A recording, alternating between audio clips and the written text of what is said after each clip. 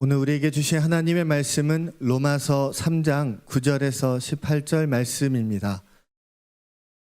그러면 어떠하냐? 우리는 나으냐? 결코 아니라. 유대인이나 헬라인이나 다 죄 아래 있다고 우리가 이미 선언하였느니라.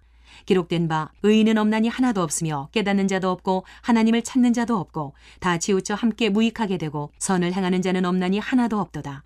그들의 목구멍은 열린 무덤이요 그 혀로는 속임을 일삼으며 그 입술에는 독사의 독이 있고 그 입에는 저주와 악독이 가득하고 그 발은 피 흘리는 데 빠른지라. 파멸과 고생이 그 길에 있어 평강의 길을 알지 못하였고 그들의 눈앞에 하나님을 두려워함이 없느니라 함과 같으니라. 아마 조금 시간이 지났지만 유영철이라는 사람을 아마 많이 다 알 겁니다. 이 사람이 어떤 사람인지. 이 사람은 2003년 9월부터 2004년 7월까지 20명을 살해한 연쇄 살인범입니다. 굉장히 끔찍하죠. 아마 영화도 추격자로 그렇게 나오는데 굉장히 많은 사람을 죽였습니다. 이전에도 절도, 강간, 폭력, 수많은 범죄 때문에 전과 14범, 이 말은 14번이나 범죄를 저지르고 조사를 받고 또 감옥에 갔다 온 사람입니다. 이 사람 어떻게 이럴 수 있을까? 이게 사람을 죽인 사람들을 보면은 불특정 다수거든요. 나중에는 이 자매들을 많이 죽였는데 자매들을 이렇게 그 안마사들을 불러가지고 그렇게 죽였게 되는데 궁금했어요. 이 사람의 과거가 뭐냐 봤더니 아버지는 이 폭력과 외도가 매우 심했던 그런 아버지였습니다. 그러다 보니까 당연히 어머니는 어렸을 때 집을 나가버렸고 5살부터 계모스라에 자라게 됩니다. 그런데 밤마다 아버지와 계모는 이 유영철을 때리기 시작합니다. 얼마나 많이 때리는지. 인격 형성이 우리가 성장해서 된다고 하는데 이미 태어나서 한 1년 정도 보면, 1살 정도 보면 아이의 인격을 금방 알 수 있겠더라고요. 성품이 어떤 건지. 그런데 그 결정적인 나이에 그 부모로부터 폭행을 당하면서 성장하는 이 유영철의 인격이 어떻게 되었을까? 상상만 해도 매우 끔찍한 그런 시기를 보내게 됩니다. 그랬을 때 이제 사람을 죽이기 전이었어요. 절도전과로 구속된 시기였을 때 한 목사님을 만나게 됩니다. 그래서 복음을 받아요.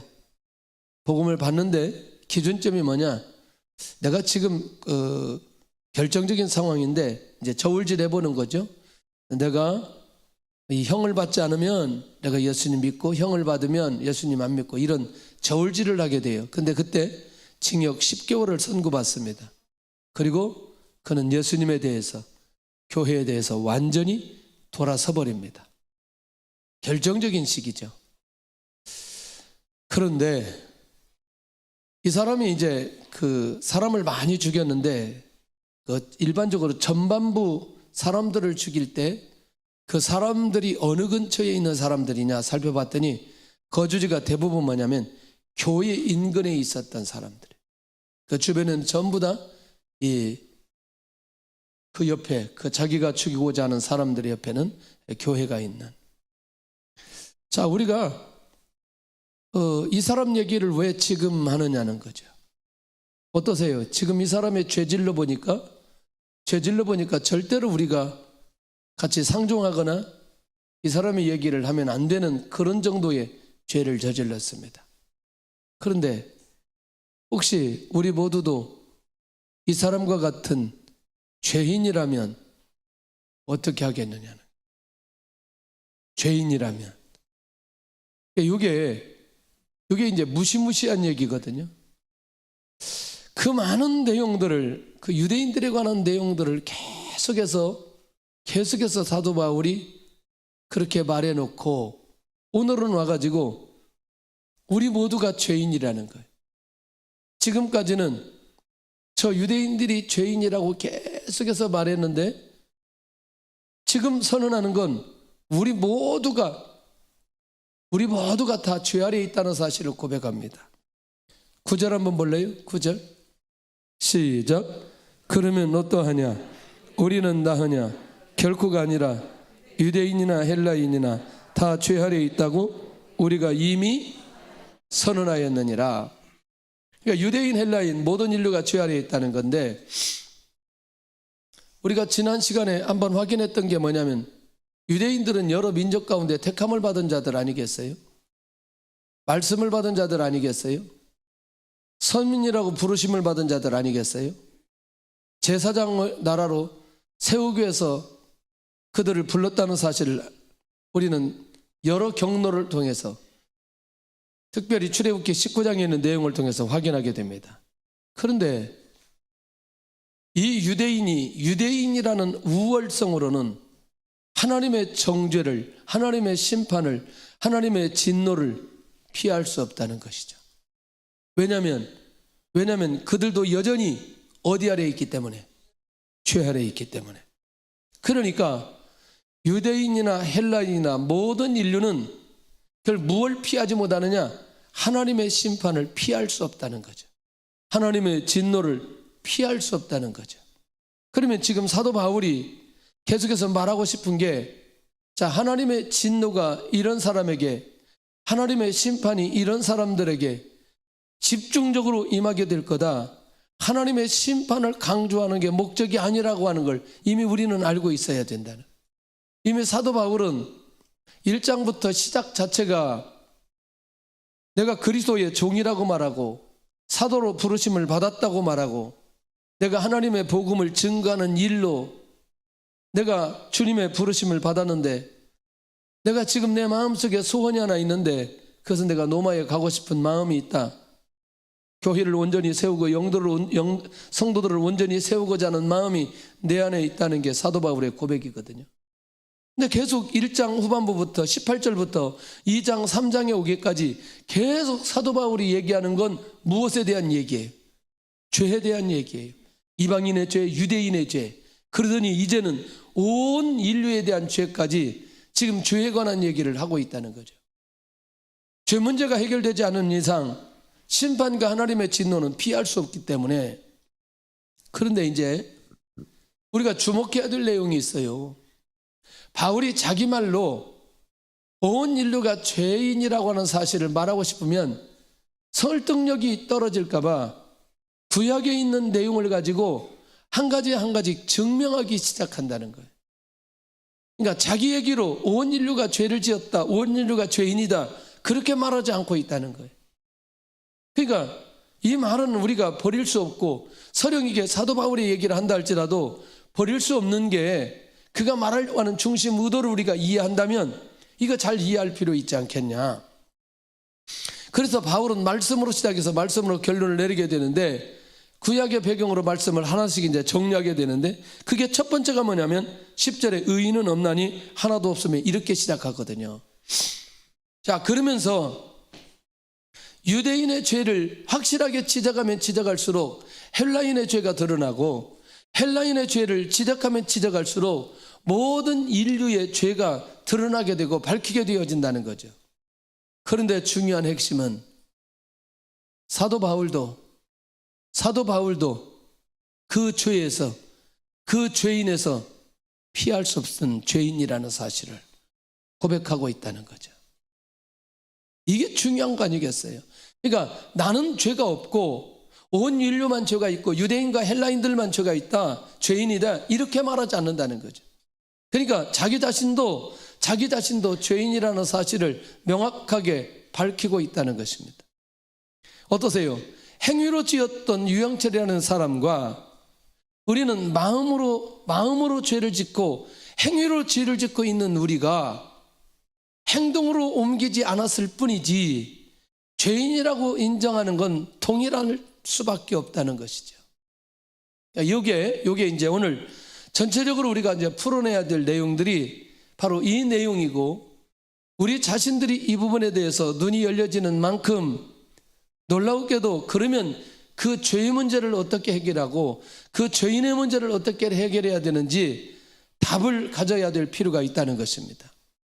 그렇다면 두 번째는 모든 인류가 죄인이라는 성경적 근거는 어디에 있느냐?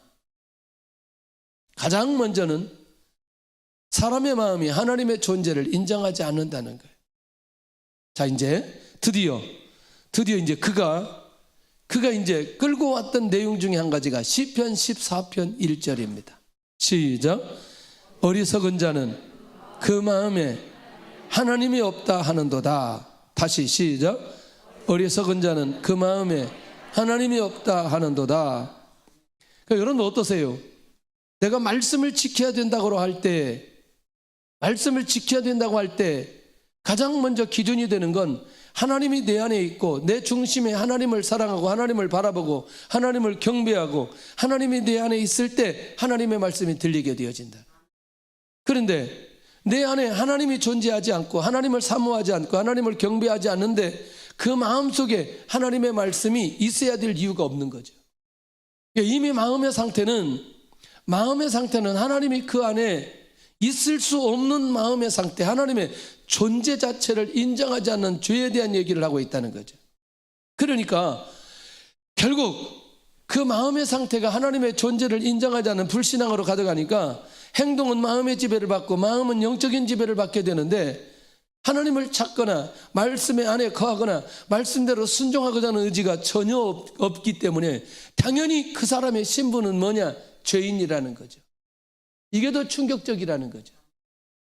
자, 이제 조금 더 가보면 굉장히 재미있는 일이 있어요. 그러니까 하나님을 떠난 자들, 그 마음에 하나님이 없기 때문에 하나님의 자리에 다른 것들을 갖다 채워 놓아야만 되게 되는 거죠. 그대로 내 그 마음에 하나님이 없다고 말하는 것 때문에 하나님이 없는 것으로 끝나는 게 아니라 하나님이 없는 자리에, 하나님이 떠난 그 자리에 철학, 대중문화, 정치, 예술, 과학, 음란, 쾌락을 진리처럼 찾아다니면서 그 안에 그 공허함을 채우려고 한다는 거죠. 그러나 물론 이것이 채워진다고 해도 그게 온전한 영적인 문제를 해결하는 건 아니지만 사람이 공허하니까 뭔가든 쫓아가려고 애를 쓰는 걸 보게 된다는 거예요. 그리고 권사님 중에 한 분이 코로나 기간에 큰 위로를 받았다, 그렇게 얘기해요. 나는 큰 위로를 말씀에서 받았나 그랬더니 트롯에서 큰 위로를 받았다, 그렇게 얘기해요. 할렐루야. 엊그제 봤더니 시청률이 22%까지 올라갔어요. 김용필이 노래하는데 22%까지 올라갔다고. 에? 와. 그러니까 요즘 보니까 최소호가 영영을 불렀는데 얘가 지금 인기 투표 1위 했더라고, 이번 주에. 예. 나도 보다가 잤어요. 재밌어. 그냥 내가 복음이 없는 가운데 이게 빨리 이걸로 채우면 내가 문제지만 내 안에 복음이 있어요. 나는 봐도 돼요, 권사님. 에? 근데 우리도 모르게 하나님이 우리 안에 있지 않기 때문에 뭐든지 우리가 채우고 싶은 마음이 우리 안에 있다는 거죠. 그런데 그 채웠던 그것들이 결국에는 우리를 또다시 어디로 끌고 가는데? 죄의 행위로 끌고 간다는 거죠. 이해되시나요? 이제부터 우리는 심각해져야 된다는 거죠. 그런데 두 번째가 뭐냐면, 바울이 밝히는 두 번째가 인간 모두가 더러운 자가 되고 선을 행하지 못하는 죄인데, 자, 시작. 다 치우쳐 함께 더러운 자가 되고 선을 행하는 자가 없으니 하나도 없도다. 그러니까 이거 어떠세요? 아까는 첫 번째는 1절에는 그 안에 누가 없고 하나님이 없고, 두 번째는 그 자체가, 사람 자체가 모두 다 더러운 모습이니, 이 말을 이렇게 표현하면 어때요? 사람을 그렇게 오염됐다고 표현 안 하는데 죄에 오염이 되어서, 죄에서 빠져나오지 못해서, 그러니까 선을 행할 수 있는 기능이 그 안에 하나도 없는 죄인이라는 거예요. 아예 선을 행할 수조차도 없다는 거죠. 그러니까 이걸 바울이 얘기하는 게 아니라 이미 시편 14편에 기록되어 있다니까요. 선을 행할 수 있는 배경이 전혀 없는 상태에 놓여 있는 게 사람이라는 거죠. 이건 굉장히 중요하죠. 근데 우리는 지금 그나마 선을 행할 수 있는 힘이 우리 안에 있는 건 하나님의 말씀이 있기 때문에 기준점이 분명하다는 거죠. 이건 선이고 이건 악이고 이건 하나님의 말씀이고 이건 죄고 이런 기준점이 있다는 게 얼마나 귀한 일인지. 그럼 제가 이렇게 질문을 던지면 어때요? 예수님 믿으면 어떻게 되죠? 예수님 믿으면 구원받습니다. 또 예수님 믿으면 뭐가 되었다고 얘기해요? 의인이 됐다고 얘기하잖아요. 의인이 됐다고. 그럼 제가 또 질문을 던지죠. 그러면 의인이 된 사람은 죄를 안 짓나요? 의인도 여전히 죄를 지어요. 그런데 한 가지 다른 게 있어요. 죄 문제가 근본적으로 해결되지 않은 사람과 구원받고 근본적인 죄가 해결된 사람하고의 차이점이 뭐냐면, 내가 예수 그리스도를 믿음으로 말하면 의인이 된 사람은 죄를 지으면 반드시 죄를 계산해요. 회개한다는 거예요. 그러니까 회개해야 된다는, 그게 죄라는 기준점이 말씀으로 우리 안에 있기 때문에 회개의 자리로 가게 된다는 거죠. 이게 다른 점이라는 거죠. 그런데 구원받지 못한 상태는 완전히 그 기준점이 무너진 상황이라는 거죠. 선을 행할 수 있는 기준점이 전혀 없고 힘이 전혀 없고, 그게 결국 뭐냐? 죄인이라는 거죠. 사람이라는 거죠. 보세요. 마음과 생각 그리고 삶 방향 모든 것들이 총체적으로 무너져 버렸다는 거예요. 그러니까 선을 행할 수 있는 말씀이 없으면 삶의 기준이 무너지게 되어지는. 이제 이걸 우리에게 현실적으로 좀 얘기를 해보죠. 자, 그러면 예를 들어서 믿지 않는 남편과 믿는 아내가 지금 같이 한 가정의 생활을 하는데, 이 믿는 아내는 하나님의 말씀이 있어요. 믿음이 있어요. 구원이 있어요. 율법적 도덕적 기준이 그 안에 있어요. 그런데 남편은 예수님을 믿지 않아요. 죄가 뭔지, 불신앙이 뭔지, 도덕적 기준이 무너졌는데 이 아내는 계속해서 그 남편에게 자기가 가지고 있는 신앙적 기준으로, 도덕적 기준으로 남편을 바라보는 거죠. 그러니까 아내가 남편을 볼 땐 도대체 대화가 안 되는 거죠. 대화가. 그리고 율법적으로 말씀으로 정리해서 자기 남편을 보니까 이건 도대체 같이 살 인간이 아닌 거죠. 이렇게 같이 살아야 될 사람이 아닌 거죠. 그런데 그 사람은 이미 하나님의 말씀이 있지 않고 도덕적 말씀의 기준이 없는데, 그 상태에서 보면 전혀 문제가 아니라는 거죠. 그 사람은 거짓말하고 도둑질하고 음란하고 그런 게, 그건 본인에게 있어서는 전혀 이게 죄가 아닌 거예요. 내가 생각할 때 그게 죄인 거지. 그러면 그 사람의 지금 드러나는 행위보다 더 고민해야 될 게 뭐냐? 그 사람의 영혼을 놓고 고민해야 된다는 거예요. 그 사람의 영혼이 구원받고 그 사람의 근본적인 죄가 해결되어지도록 하나님 앞에 애써 애통하며 기도해야 되는 게 더 우선이라는 거죠. 할렐루야. 근데 우리도 모르게 계속해서 나의 이 기준으로, 말씀의 기준으로, 율법의 기준으로, 도덕의 기준으로 남편을 바라보니까 절대로 수용할 수 없는, 같이 못 사는 거죠. 그런데 영원히 보여지는 사람은 기다리는 거죠. 기다리는 거죠. 그리고 애통하는 거죠. 왜냐하면 지금 드러난 행위보다 그의 영혼이 구원받아야 된다는 그 마음이, 그 부분에 눈이 열려져 있으니 애통하는 마음으로, 사랑하는 마음으로 기도하고 영적으로 기다리고, 그러면서 결국 그 구원을 놓고 하나님 앞에 엎드려질 때에 그 남편이 구원의 역사가 일어나게 되는 걸 보게 된다는 거예요. 할렐루야. 그런데 이제 자기의 도덕적 기준으로, 율법적 기준으로 남편에게 계속해서 얘기하니까 남편이 이게 너무나 힘든 거예요, 듣기가. 왜냐하면 나는 지금 죄가 아닌데, 나는 내 삶이 이게 정상적인 삶인데, 한 번도 누가 나에게 이걸 죄라고 얘기해 준 적이 없는데 계속 얘기하니까 맞는 거예요, 이제. 왜? 논리적으로 말이 안 돼요. 너무나 힘들어, 그 얘기 듣는 것도 남편이. 그리고 이제 맞고, 열심히 맞고, 그리고 남편한테 맞았다고 나와서 얘기하는 거죠. 우리 남편이 이렇게 때렸다고. 맞아야 됩니다. 맞아야 돼. 아주 2부 때는 막 술렁거리더라고. 막 아주 그냥 혼자 막 그냥 중얼중얼거리고 그냥 막 뭐 그러길래. 또 이제 진짜 또 우리 교회 왔더니 남편한테 맞으라고 설교한다. 또 이렇게 그런 말이 아니고 지금 이걸 비밀을 모르니까 남편의 영혼 놓고 고민해야 되는데 영혼 놓고 고민하지 않고 남편의 행위 놓고 자꾸 대화하고 싸우니까 하나님께서 그걸 열어주셨는데 못 깨달으니까 하나님께서 깨닫게 해주신다. 그 의미가 큰 건데 2부 때 그걸 설명을 못했어요.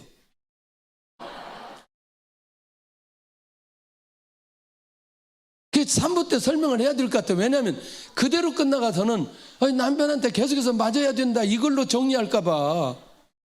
지금 제 얘기는 이해가 됐어요? 에? 그러면서 내가 깨달아야 될 필요가 있다는 거죠. 진짜 필요한 건 남편의 영혼인데 지금 남편이 드러나는 행위 때문에 계속해서 그렇게 말을 함으로 단절되어서 더 이상 대화가 되지 않는 이 형태로 가서는 안 된다는 것이고, 이게 우리의 자녀들과의 관계도 그렇고 이웃과의 관계도 그렇고 복음을 전해야 될 대상자들과도 역시 마찬가지라는 거예요. 저 사람은 절대 구원받을 사람이 아니야. 저 사람이 무슨 죄를 저지르고 있는데, 저 사람은 교회 오면 안 돼. 교회 완전히 망신시키는 건데 그 사람이 그것 때문에 예수님 믿어야 되는 거예요. 그의 영혼을 봐야 되는데 우리는 그 사람에게 드러나는 도덕적 기준으로, 우리가 가지고 있는 율법적 기준으로 그 사람을 평가하는 이 무지무지한 일들이 우리 안에 일어나게 된다는 거예요.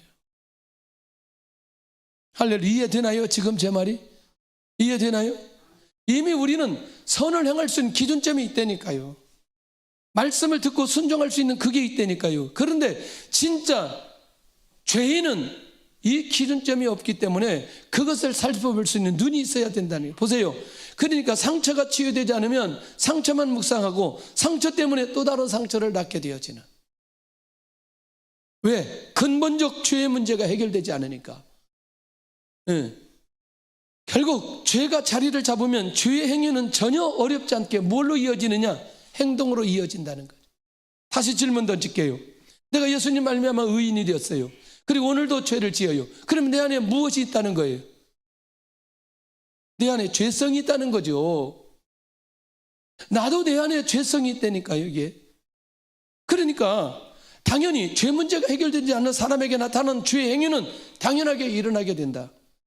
그러니까 이 부분에 영적인 눈이 열려져야 진짜 구원의 역사가 일어나는 삶으로 살아가고 이 죄 문제가 어떻게 해결될지에 대한 감각이 그 안에 살아나게 되는 걸 보게 된다는 거죠.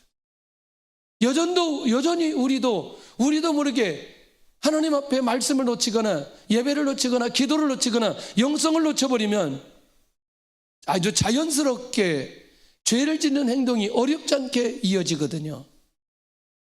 자, 이렇게 예배를 드리고 나갑니다. 야, 은혜 받았어. 할렐루야. 이제 내가 거룩하게 살아야 돼. 1부 때 그렇게 얘기했어요. 근데 예배를 끝나고 오늘 내가 거룩하게 살아가야 되겠어 라고 하는데 우리 집사님이 그런 얘기 하더라고. 차를 타고 지금 금요철에 은혜를 충만히 받고 막 기도하고 이제 정말 은혜롭게 살아야 되겠다 딱 하고 가는데 차 안에서 아내가 뭐라고 하는 바람에 확 올라와가지고 이 지금 집에도 가기 전에 차 타고 가는 동안에 올라왔다고 그 얘기를 하더라고. 이게 우리가 뭐가 있기 때문에, 죄성 때문에 그런다는 거예요. 이 사실을 인정하지 않으면 안 된다는 거죠. 제가 보니까 죄성이 가장 살아날 때가 어느 때냐? 금식했을 때예요. 금식했을 때. 금식하고 금식할 때는 막 모든 것 다 내려놨기 때문에 은혜가 충만해. 할렐루야. 내가 이대로 주님처럼 살 것 같아. 근데 조금만 있으니까 금방 금식기도 끝나고 저녁 되는 순간에 벌써 넘어뜨리는 사단의 도전이 오는 거죠. 한 3일 되니까 금식하기 전하고 금식한 후하고 다 똑같아져. 뭐가 살아있으니? 죄성이 살아있으니. 그렇지만 구원받고 하나님의 자녀되고 의인된 사람은 날마다 그 죄 때문에 고민하고 회개의 자리에 있게 되어지는. 그런데 그 문제가 해결되지 않은 사람은 여전히 죄성이 살아나 죄에 의해서 결국 행동으로 이어지는 삶으로 살아갈 수밖에 없는. 그런데 중요한 건 사람의 마음이나 행동이 절대로 뭘 해결하지는 못한다. 죄를 해결하지는 못한다. 그러니까 결국 어떻게 되느냐? 그걸 해결하도록 성공, 쾌락, 탐심, 음란, 분노, 자기중심적으로 흘러가게 되는데 이건 뭐냐면 균형을 잃어버렸다는 거죠. 말씀의 균형을 잃어버리고 삶은 응답도 없고 유익도 없는 것으로 계속해서 흘러가게 되어지는. 야, 예수님 믿는다는 게 얼마나 귀한 일인지 몰라요. 예. 내가 말씀 안에 거한다는 게 얼마나 귀한 일인지 몰라요. 예수님의 제자들 보세요. 오늘 마태복음 17장에 변화산상에 예수님 올라갔는데 예수님께서 십자가에서 고난받으시고 3일 만에 죽었다가 살아날 것 이렇게 얘기하니까 베드로가 주님 절대로 그런 일이 주님에게, 야, 이런 베드로가 오늘 세상에 변화산상에서 뭐라고 말하냐, 주님 여기 초막 셋을 짓고 하나는 엘리야, 하나는 모세, 하나는 줄리, 이 지금 이렇게 얘기하고 있거든요. 그런데 주님은 그 땅 하고 어디로 가세요? 땅에 내려오신다니까, 사람 있는 곳에 가신다니까. 결국 뭐냐, 오늘 우리가 하나님의 말씀이 우리 안에 있으면 우리에게 있어서 좋은 것들을 향해서, 우리가 생각할 때 유익하다고 생각하는 것들을 향해서 달려가지만, 말씀이 그 안에 있는 사람은 주님처럼 어디 가느냐, 그런 기가 막힌 역사와 기가 막힌 신비적인 은혜를 경험하지만 다시 누가 있는 곳으로 가느냐, 사람이 있는 영혼, 죄인이 있는 그곳으로 주님이 가시는 걸 보게 된다는 거예요. 하나님의 말씀이 있는 사람은 균형이 있고, 균형이 있는 사람은 말씀 따라 살아가게 된다는 거죠. 그 말씀대로 살아가니까 결국에는 죄와는 상관없이 살아가는 기가 막힌 역사가 일어나게 되는데, 결국 죄 문제가 해결되지 못하면 균형을 잃어버린다는 말이 굉장히 중요한 의미가 있다는. 그래서 매주 우리가 예배를 드려야 되는 이유가 율법적인 차원에서 예배가 아니라 오늘 이 말씀을 들어야 일주일 동안 살아갈 수 있어요. 매일 우리가 말씀을 묵상해야 하루를 살아갈 수 있다니까요. 그래서 우리가 말씀대로 살아가고 말씀에 의해서 우리의 삶이 변화되는 걸 살펴볼 필요가 있다는 거예요. 할렐루야. 제가 이번에 저 교회 7위 콘서트가 있어가지고 동영상을 좀 달라 그랬어요. 동영상을 달라 그랬더니 목사님 하나, 둘, 셋, 넷, 다섯 명이 이제 이렇게 토크 콘서트를 하는데, 마지막 분이 누구냐면 제가 잘 아는 분, 제가 잘 아시는 분의 손자예요. 자기는 공부하는 게 너무나 쉽대요. 너무나 공부하는 게 쉽대요. 왜 그 사람들이 공부하는 걸 어렵게 생각하는지. 학교에 가면 자기가 잔대요. 왜 잔냐면 다 아는 것만 얘기하기 때문에. 학원에 가서도 잔대요. 그래서 학원을 안 다녔대요. 근데 뭐 시험 본다 그래서 순위고사 있어가지고 이거 이렇게 끌적끌적 했더니 전국에서 1등 했대요. 그 선생님이 여기 법대 어디 의대 가라 그래서 자기는 목사 되니까 철학과 가야 된다고 서울대 철학과 갔는데 그냥 쉽게 가서 붙었대요. 그래서 좀 공부를 좀 이렇게 하다가 자기는 목사 돼야 되니까 또 이제 그렇게 해서 외국에 유학 갔어요. 유학 갔는데 얼마 있지 않아서 또 이래가지고 PhD 또 학위까지 다 받았어요.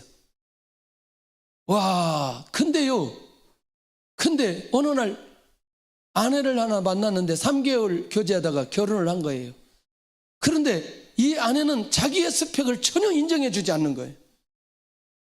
근데 자기만 인정해 주는 게 아니라 자기 처갓집도 자기의 스펙을 전혀 인정해 주지 않는 거예요. 돈 있냐, 돈 얼마나 있냐, 돈. 그리고 목사 이게 사람 되냐, 이걸로만 가지. 내가 지금 이런 정도의 이 존재감을 가진 사람이 이 정도 스펙이 있는데 인정해 주지 않으니까 너무나 힘든 거예요. 그러니까 자기 집의 아파트가 17층인데 17층에서 뛰어내리고 싶은 마음이 생기더래요. 무슨 말인지 이해가 되시죠?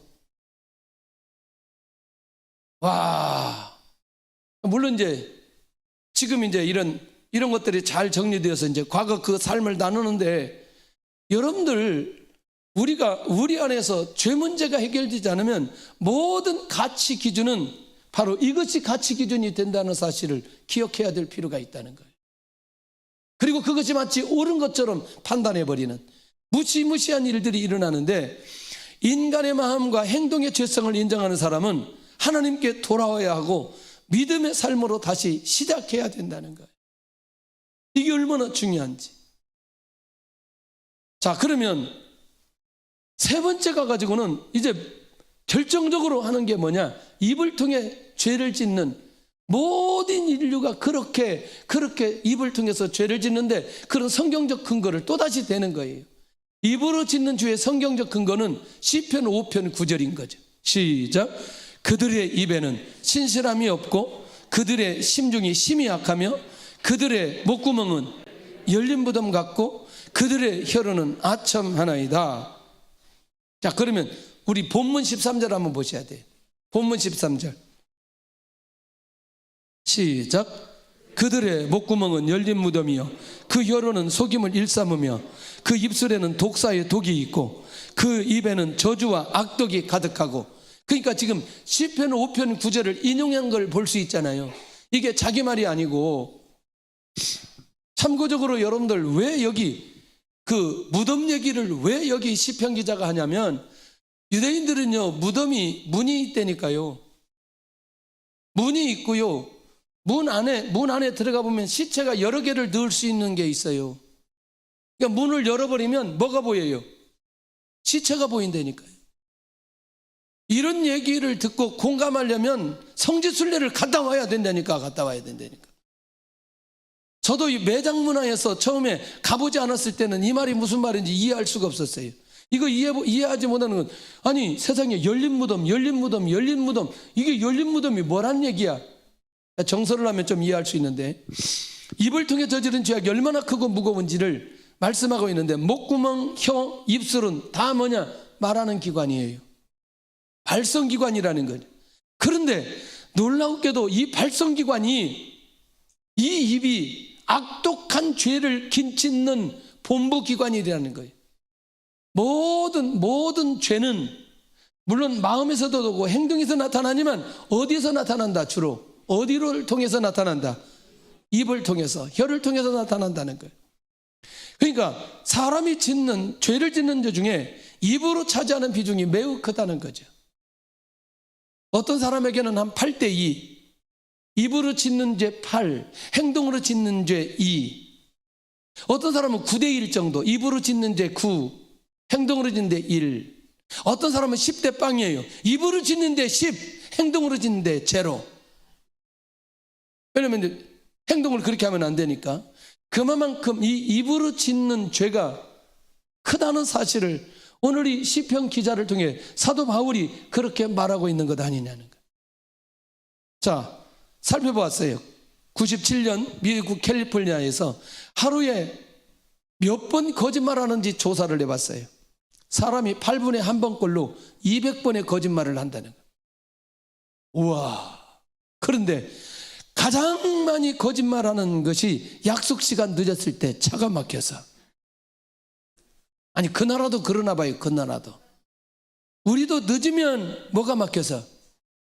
그 말 할 필요 없어요. 지하철 타고 다니면 되니까. 저는 이 얘기를 안 하려고 2시간 전에 나가요. 근데 2시간 전에 나가는데 끔찍한 일이 벌어지는 거죠. 차가 막히는 거예요. 아니, 일찍 가려고 했는데 차가 막혀요. 근데 30분밖에 딱 30분인데 30분에 출발해요. 이야, 그날은 근데 또 열려 있어요. 또 이런 때는 또 이런 걸 좀 보는데. 그래서 저는 이 말을 하고 싶지 않은 거죠. 차가 막혀서. 그런데도 차가 막힐 때가 있어요. 그런데 진짜 차가 막혀서 차가 막혔다는 건 거짓말이 아니죠. 그렇죠? 근데 차가 안 막혔는데 차가 막혔다는 건 뭐예요? 상황을 모면하려고 하는 거죠. 그러니까 이 모든 것들은 어디를 통해서 드러나는 거예요? 입을 통해서, 혀를 통해서 드러나게 된다. 일주일 동안 한번 우리가 살아봤는데, 일주일 동안 사는 동안에 내가 어떤 말을 주로 많이 했는지 한번 생각해 보시기를 바랍니다. 어떤 말을 많이 했는지. 몇 년 전에, 오래된 것 같아요. 한 7, 8년 됐나? 우리 전 교회가 그 수련회 한번 갔어요. 중직자들이. 저기 어디 강원도 횡성으로 갔는데, 그때 내가 깜짝 놀랐어요. 권사님들이 모여서 나눔하는데 음담패설을 했는데, 그 음담패설 들어보니까 충격적이에요. 가히 도저히 밖에서 얘기할 수 없는 내용들. 아까 내 2부 때도 했어요. 왜냐면 2부 때 그분이 있어가지고. 이게 그리스도인들이 이 음담패설을 전혀 어렵지 않게 너무너무 자연스럽게 하는 거예요. 이거 절대 유익하지 않는다. 이것도 별로. 결국 어디에서, 무엇을 통해서? 응? 입을 통해서. 그러니까 이거는 내가 의인이 되어서도 끊임없이 우리의 죄성이 있기 때문에 끊임없이 나타나는데, 그래서 우리가 정말 분별할 수 있을 때 TV 보시기를 바랍니다. 자, 일단 뉴스, 드라마, 그 다음에 영화, 토크쇼 한번 보세요. 분석해 보세요. 우리에게 긍정적으로 유익을 주고 사람을 세우거나 또는 나라를 세우거나 뭐 이러도록 하기 위해서 하는 내용들이 한 가지라도 있으면 난 정말 감동될 것 같아. 없어요, 없어. 그런데 이제 요즘에는 저쪽 다른 방송에서 이제 간증 집회 같은 그런 거 하더라고요. 또 그런 거는 또 막 몇십만씩 이렇게 지금 조회수가 있는데, 이제 그런 거는 그래도 너무나 감사하죠. 그런 걸 주로 보시기를 바라고요. 그런데 그걸 듣고 나면 우리 안에 어떤 일이 벌어지냐? 분노가 일어나기 시작합니다. 맞아요? 그러니까 분노가 일어나니까 또다시 우리의 언어가 보편적인 언어가 안 나오는 거죠. 자, 지금 이 시대에도 우리의 죄성이 끊임없이 살아있는데 보세요. 다시 또 여기에 그 혀로는 속임을 짓삼고 그 입술에는 독사의 독이 있다는 거죠.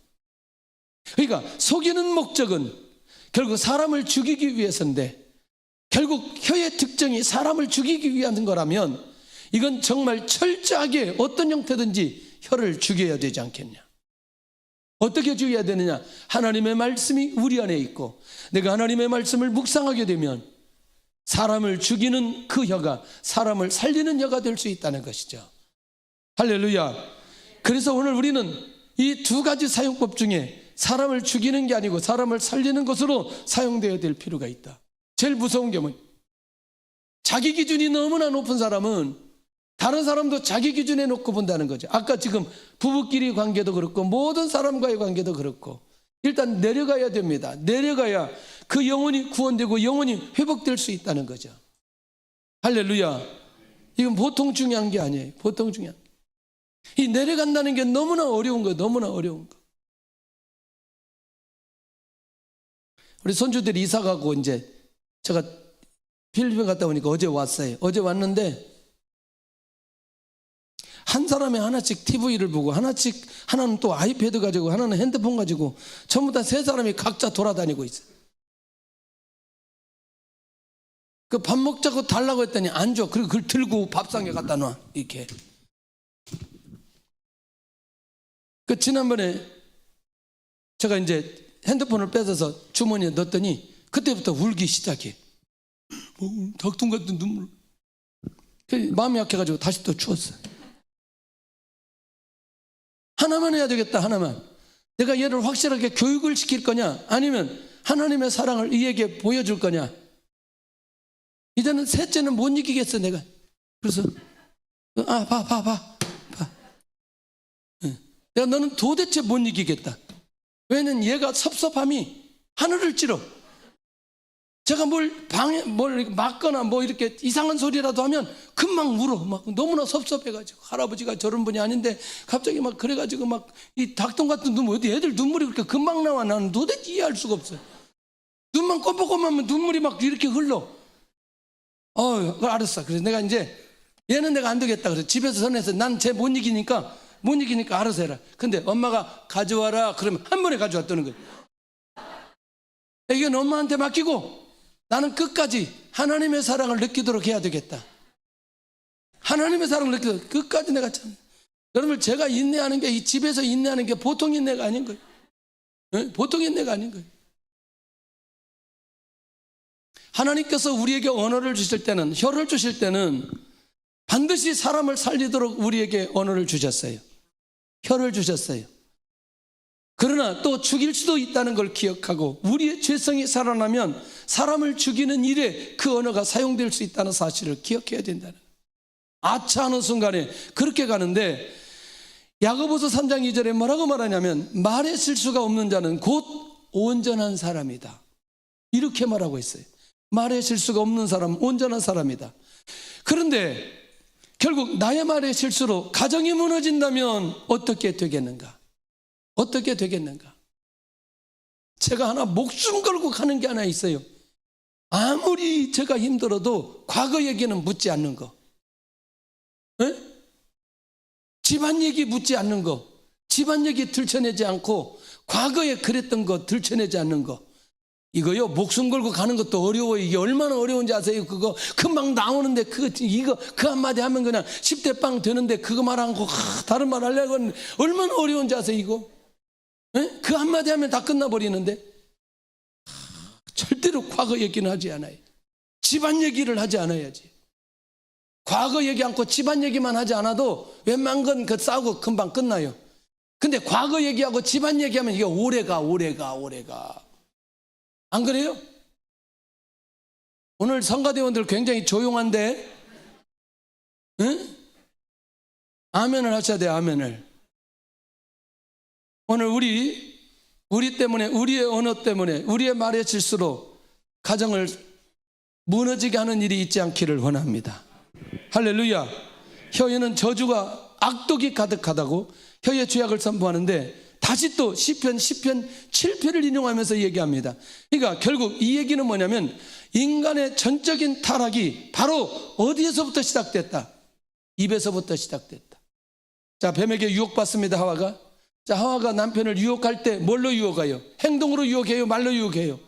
말로 유혹합니다. 그러니까 철저하게 우리가 그럴 가능성이 있고 그런 죄인이라는 사실을 인정하는 만큼 뭘 조심하느냐?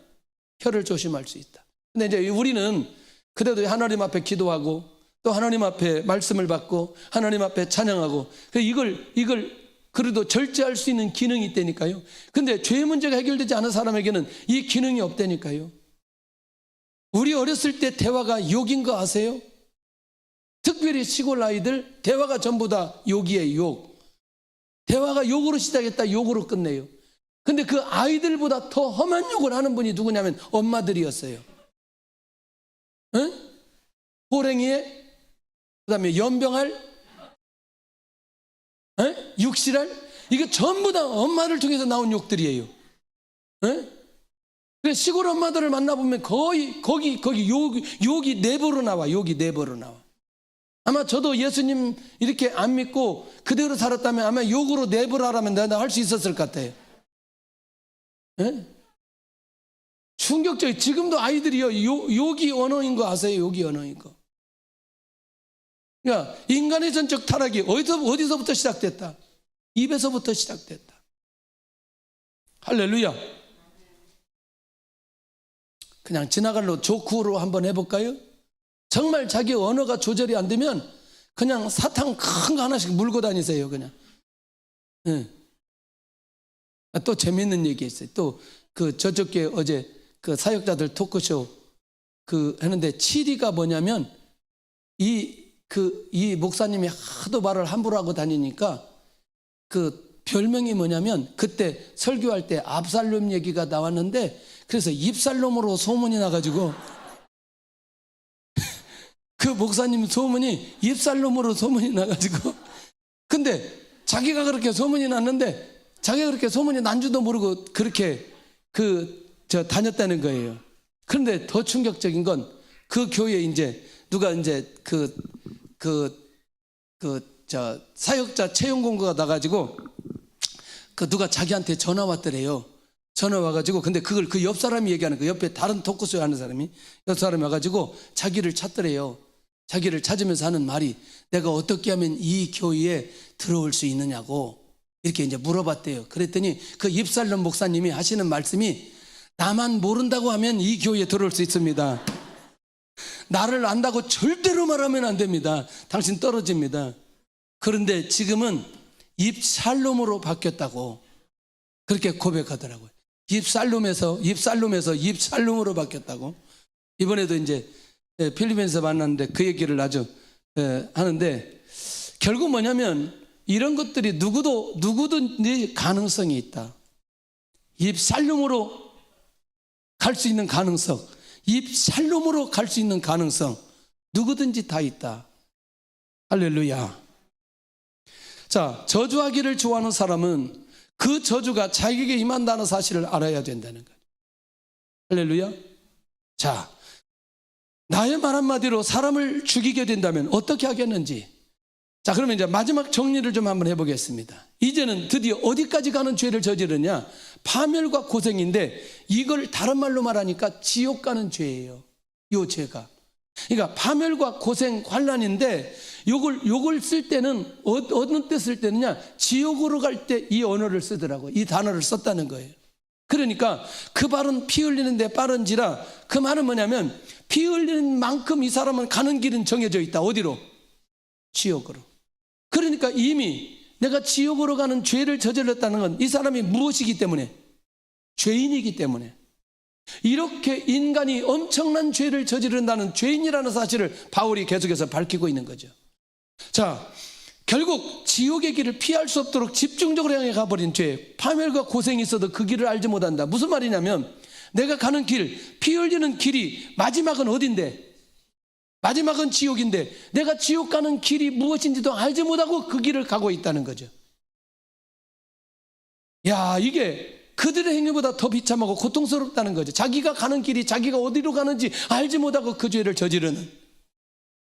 지금도 이런 사람들이 수도 없이 있잖아요. 그러니 우리가 이런 영혼들이 예수님 믿고 구원받아 하나님 앞에 돌아오도록 하는 그 역할을 해야 될 필요 있지 않게 하는 거죠. 세 번째는 평강의 길을 알지 못하고 하나님을 두려워하지 않는다. 왜? 하나님이 그 안에 없잖아요. 예, 그 입에는 사람을 죽이는 독이 가득하잖아요. 행위는 피를 흘리는 데 빠르고요, 발은. 그러니까 그리스도를 통한 은혜와 혜택을 전혀 받지 못한 모습으로 살아가는, 지옥으로 가는 인생은 결국 이렇게 살아갈 수밖에 없다. 이 모든 길에서 벗어나는 길은 딱 한 길이 있다는 거죠. 오직 누구? 예수 그리스도. 시작. 그런즉 누구든지 그리스도 안에 있으면 새로운 피조물이라. 이전 것은 지나갔으니 보라 새 것이 되었도다. 아멘. 아멘. 그러니 이제 로마서 8장을 내서 달려가는 바울의 모습을 발견할 수 있어야 된다는 거예요. 그러니까 우리는 다른 길 없어요.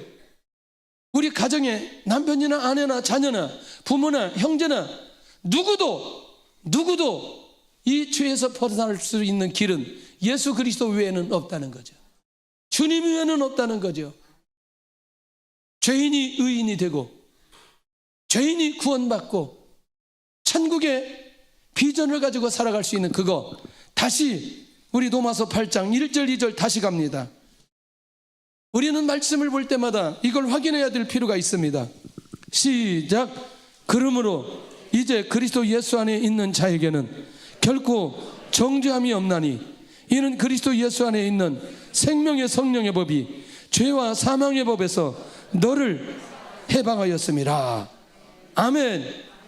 그러니까 이 비밀을 열어주기 위해서 지금 그렇게 사도 바울은 달려가고 있다는 거죠. 주의 은혜가 있기를 원합니다. 영혼을 놓고 애통하시기를 바랍니다. 내가 죄인인 것을 인정하는가? 나는 하나님의 자리에 다른 것으로 채우고 있지는 않는가? 나의 혀는 사람을 살리는 데 사용하는가? 아니면 죽이는 데 사용하나? 내 모든 죄는 오직 예수 그리스도로만 해결받을 수 있다는 믿음을 가지고 있는가? 하나님, 이제 말씀을 모르는 자들에게, 주님을 모르는 자들에게 내가 인내해야 될 이유, 내가 애통해야 될 이유, 무엇 때문에 애통해야 되는지 이 방향을 붙들고 승리할 수 있기를 원합니다.